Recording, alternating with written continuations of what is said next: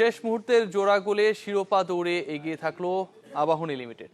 2-1 গোলে পিছিয়ে থেকেও ইনজুরি টাইমে জীবনের জোড়া গোলে ডিফেন্ডিং চ্যাম্পিয়ন শেখ জামাল ধানমন্ডি ক্লাবকে 3-2 ব্যবধানে হারিয়েছে আকাশী নীলরা।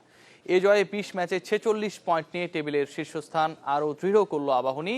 দিনের দ্বিতীয় ম্যাচেও মোহামেডানের বিপক্ষে 2-0 গোলে জিতেছে শেখ রাসেল ক্রীড়া চক্র। ম্যাচ শেষে সবাই ঘিরে রেখেছেন নাবিব নওয়াজ জীবনকে। হাতছাড়া হতে যাওয়া একটি ম্যাচের ভাগ্য মাত্র 2 মিনিটের ব্যবধানে ঘুরিয়ে দিলেন এই আবাহনী ফরওয়ার্ড। আর তাই তো আকাশী নীল শিবিরে সব উৎসবে তরুণকে ঘিরে।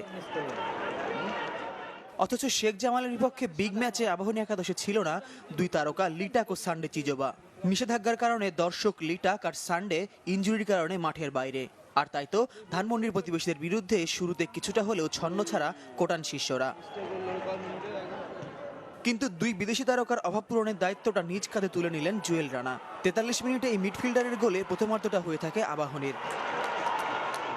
বিরতি থেকে ফিরে ঘুরে দাঁড়ায় শেখ জামাল। আবাহনী গোলরক্ষক সোহেলের হাস্যকর ভুলকে গোলে রূপ দেন গাম্বিয়ান মিডফিল্ডার ল্যান্ডিং। ম্যাচে ফেরে 1-1 সমতা। 81 মিনিটে আবারও সোহেলের বোকামি, এগিয়ে যায় শেখ জামাল। আবাহনী গোলরক্ষকের অহেতুক এগিয়ে আসার সুযোগে ব্যবধান 2-1 করেন এমেকা ডার্লিংটন। তখন লিগে প্রথম হারের শঙ্কা আকাশী নীল শিবিরে। কিন্তু জীবনে যেন জীবন ফিরে পেল আকাশী নীল শিবির। ইনজুরি টাইমের দ্বিতীয় মিনিটে জুয়েল রানার মাইনাস থেকে এই তরুণের গোলে সমতায় ফেরে আবাহনী। পরের মিনিটে আবারও গোল জীবনের। এবারও উচ্ছটা গড়ে দেন সেই জুয়েল।